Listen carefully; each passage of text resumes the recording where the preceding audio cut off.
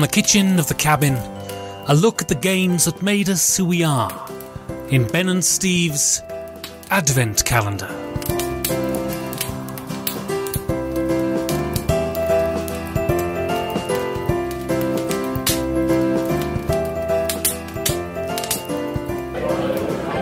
So, we've repaired to the local brewery for Christmas Day, Steve, out of the Christmas market.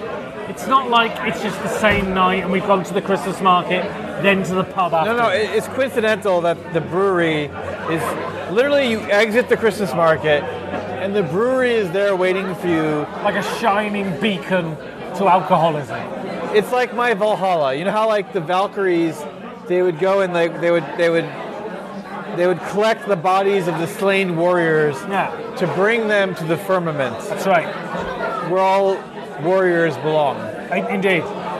That's where we are right now with regard to the Christmas market. Yeah, so this is like so we're drinking, what are we drinking here, Steve? This is Winterbock. So for the non-German listeners, this is the strong beer they only serve at Christmas. Because the Germans understand that spending time with your relatives is a nightmare, so you've got to get real fucking drunk. Yeah, and you know, Bock is like a particular German beer. I think the word Bock has something to do with a ram. It means ram, yeah. But it's like a style of beer. It's particularly malty. Yeah. But Germans use the word Bock to mean like lust, desire. You want something. You wanna. It's like, I have Bock for this beer. I have Bock for Winterbock in winter. So it's interesting because I learned my German in Austria, and they don't really use Bock in that meaning in Austria. Do they use Lust? They use the far sexier word, lust. So Lust is universal. I think Bock maybe is... Yeah, not in English, though. More German? No, in the German-speaking... Oh, yes, yeah, sure. So it's that thing, right? I have lust for a beer. Sounds weird in English. No, but also... It's normal in German. I'm going down the park to play football. Yeah. In Austria, you would say, hast du Lust? I think Bock is a little more casual in German.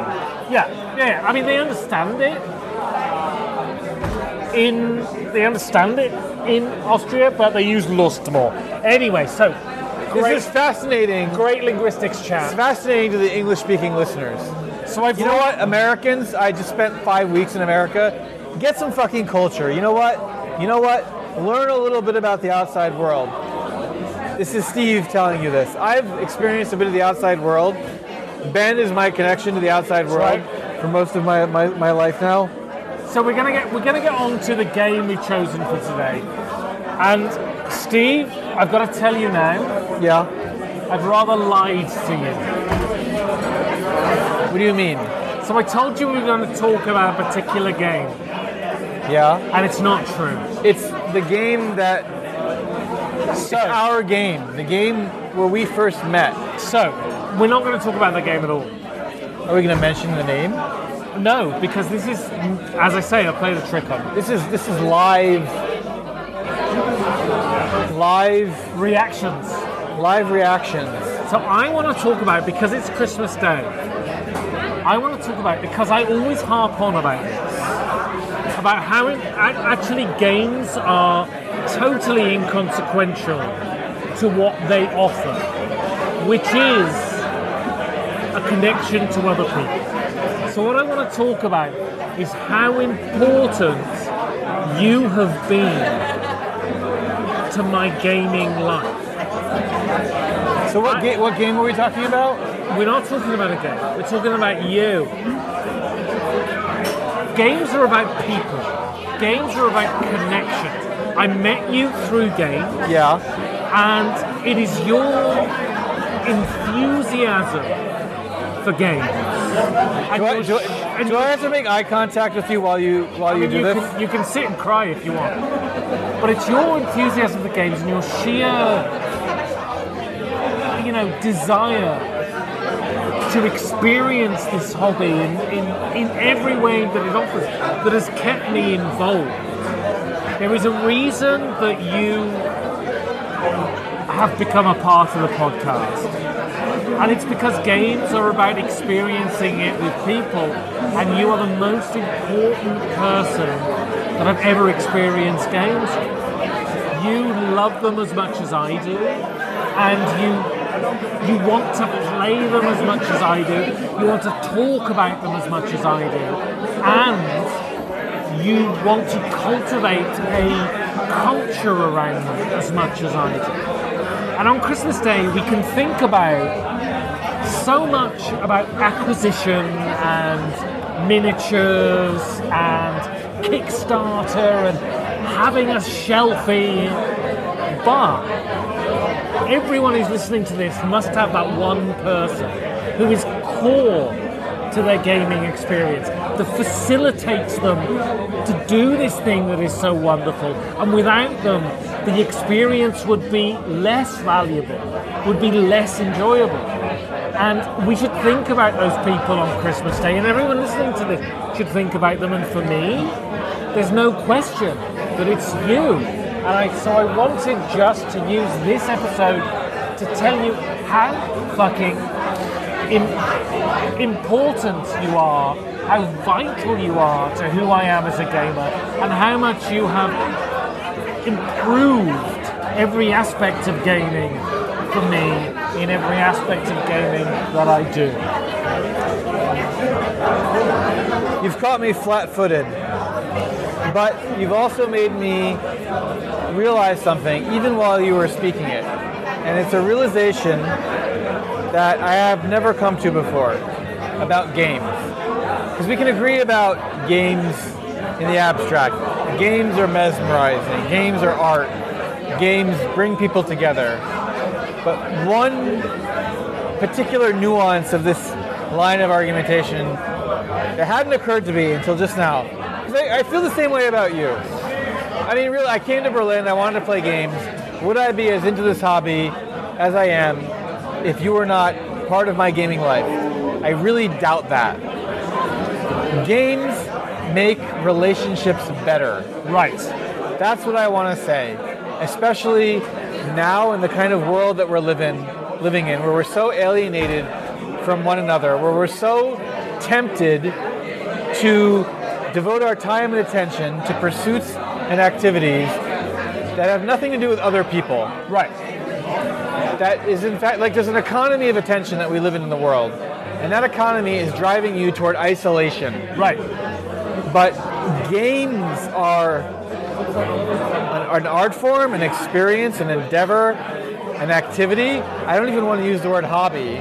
That actually enrich and enliven and extend human relationships. Right. I think this is honestly, I'm not kidding. It's a thought I didn't have until just this moment.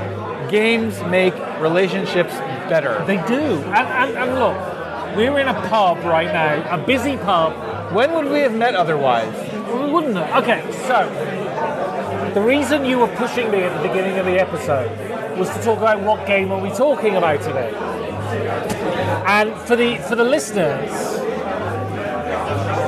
we met playing a particular game that has had no real impact in the gaming world, though I think it's a really nice game. I played once.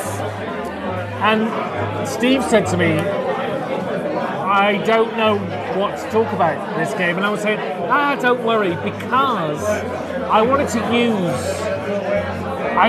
use this situation as a method to talk about not only how important you've been to my gaming life, but how important people are to gaming in general.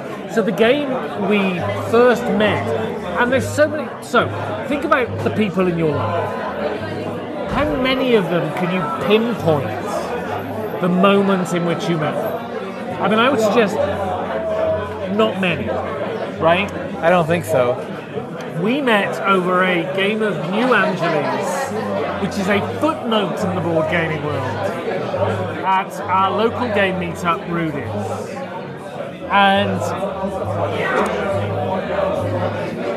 And I really didn't take to you first off. I thought you were great. I thought you completely did not belong in that group. I thought it was like, who is this loudmouth, obnoxious, abrasive, larger-than-life British individual, and I don't like the word individual, but I'm using it for you, in a room full of like sort of quiet, withdrawn, socially awkward board game geeks, and you were outrageous and swearing and aggressive and confrontational, but like at the same time Falstaffian.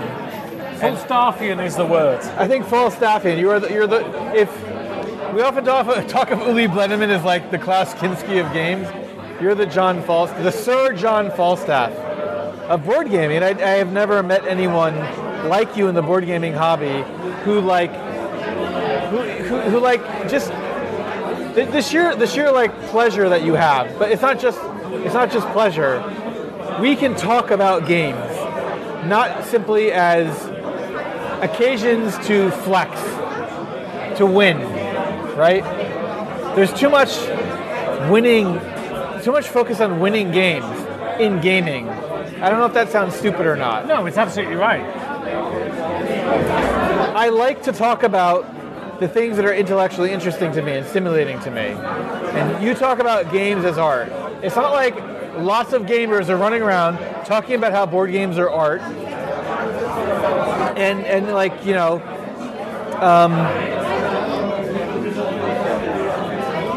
going off on like extended disquisitions to this effect. Most people play games because they find them fun, and they approach them in the spirit of wanting to win them. They don't necessarily want to talk about them as unique, indispensable intellectual endeavors in their own right. Right. This is not common, but I take gaming seriously enough that I want to do that, and frankly, sometimes I feel silly doing that because you don't find it very often. Sure, and also, you know, there's a world with big problems out there,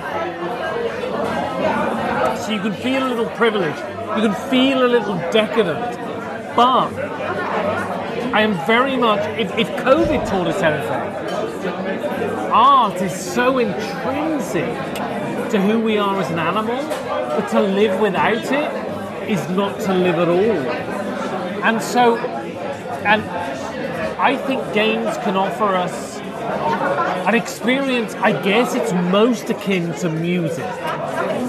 It is an experience that words fail to describe adequately. And it is so... And what I love about board games particularly is that they say, no, we are not compromising on this. We want you to be in a room with other people, experiencing something with other people. And often when you see a photo of people playing Eurogames, it looks like they're all bored out of their mind. But once you step through that barrier into their atmosphere, you suddenly get it. And there is a reason I'm so into these things, and I spend so much of my time thinking about them, writing about them, playing them, is because they offer a tangible, real connection. If you want to say, I guess, they're most akin to theatre, except everyone's in the play, right? Yeah, I think that's an interesting way of looking at it. There's a reader response theory in English literature that was promulgated by one of the foremost critics of your favorite poem, Paradise Lost. Okay. And he argued... It's not my favorite poem. Your favorite poem, Paradise Lost. Okay. He argued that what John Milton is doing in Paradise Lost is lulling the reader into certain kinds of enjoyment or experiencing of sin in which you are like shocked or surprised. His seminal book is called Surprised by Sin. And you as a reader you are engaged in the act of sinning by enjoying... By proxy. Yeah, by proxy. By like the enjoyment of what you're reading about in the unfolding action of the poem. And this is representative of the fallen nature of mankind itself, which is meant to provoke you into some kind of repentance. Because we love the dirty shit. Sure. I think that there is a player response theory of gaming that is very much along the same lines. If you want to take gaming seriously. Right. Not everybody does. No, and this is the beauty of it. You needn't. The fact that I love gaming is very fucking serious. One of my I used to be an English literature academic, and all English literature academics spend their time reading French theorists, ironically. One of my favorites was Michel de Certeau. And he wrote a very funny book called The Practice of Everyday Life. It's not funny at all. It's very serious, very French, very not analytical, but ponderous. I remember a particular line in this book where he says, almost like offhandedly, that people take their hobbies more seriously than their actual work. That is gaming to me. Right, and totally justifiable. And you know, the whole beauty about gaming is you can take it seriously, or you can take it flippantly. And even if you're a gamer, you're sometimes flippant, you're sometimes serious. And it might end up that you find a community of people who like the same thing as you, and that is great. And I cannot stress this enough. I think at Christmas, especially on Christmas Day, you should think about what Christmas asks of you. And whether you be religious or not, I think it's completely academic. I mean, I'm not a religious person at all. But Christmas asks you to look at the world around you and asks you to focus on the people that mean something to you. And gaming is focused on people. And there are people within your gaming world who are important. And there is no question that you are the most important person in my gaming world. And without you, my gaming experience would be lesser. And on Christmas Day, I think I should say thank you for that. That's today. Today, exactly, that's today. I should thank you for that because I genuinely mean it. You are a vital component to me fulfilling my life. And you should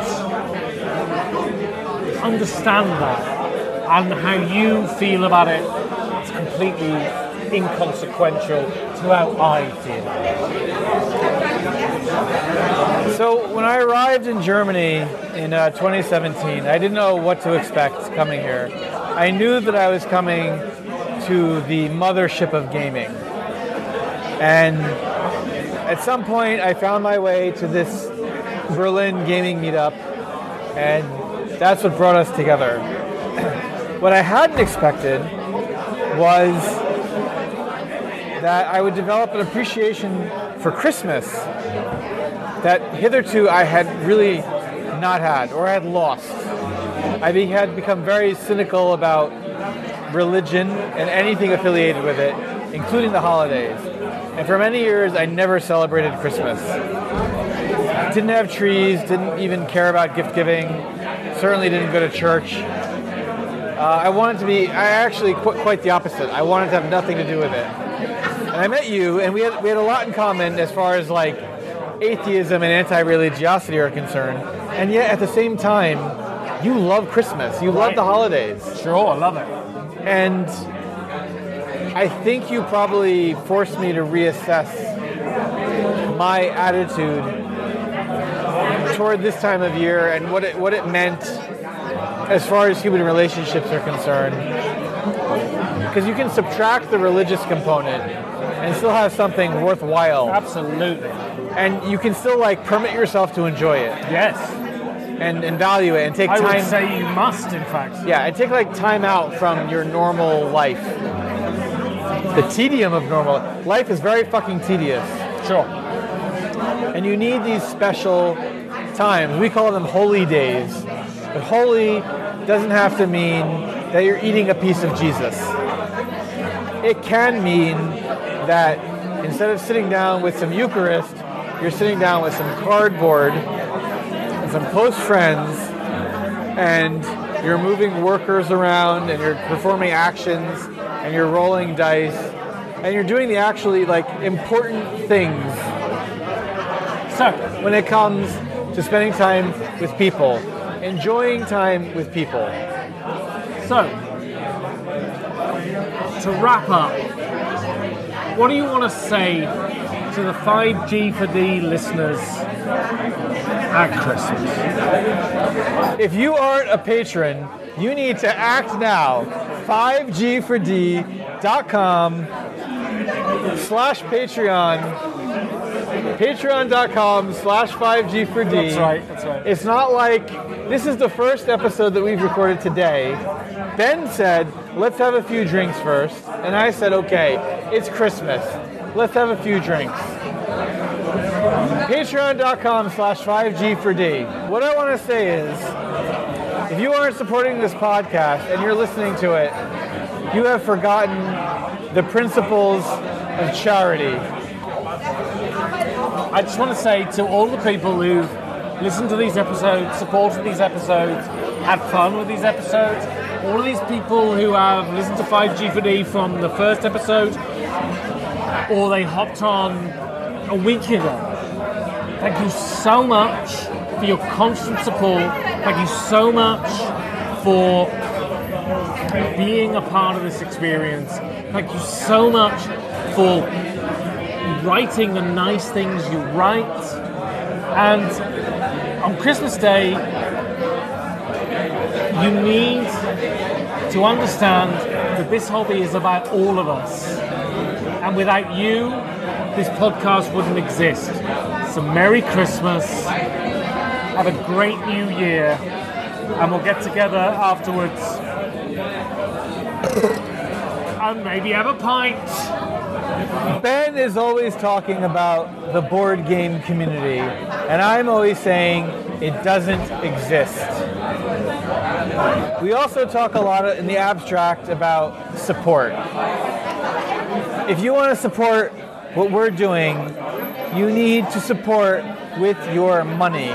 This podcast does not happen for free, and it doesn't cost a lot for you to make a small contribution to making sure that it continues, and that you can help Ben prove to me that there really is a board game community and that you are part of it, that we are part of it together. I am not easy to convince. Convince me. Ben, Merry Christmas. Steve, Merry Christmas. And all of you listening to this, have a fucking brilliant Christmas. And if you don't have a brilliant Christmas, have a fantastic New Year. Thank you for listening to this show and indulging our overweening nostalgia. If you would like to support the show, you can do that by going to patreon.com/5G4D. And we both wish you a very Merry Christmas.